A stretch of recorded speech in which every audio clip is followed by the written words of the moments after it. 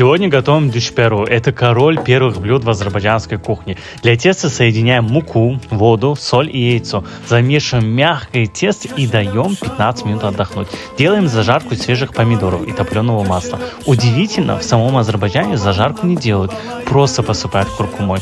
В мясо добавляем специи, какие можете прочитать в описании. Тесто тонко раскатываем и нарезаем на маленькие квадратики. По правилам, в 1 столовую ложку должно помещаться минимум 8 готовых дюшперяшек. На это нужно немного терпения. Немного, а конкретно терпения. Прежде чем начать, решил помыть нашу посуду любимым чистящим универсальным средством 50 в 1 с шикарным ароматом от Pinky Clean.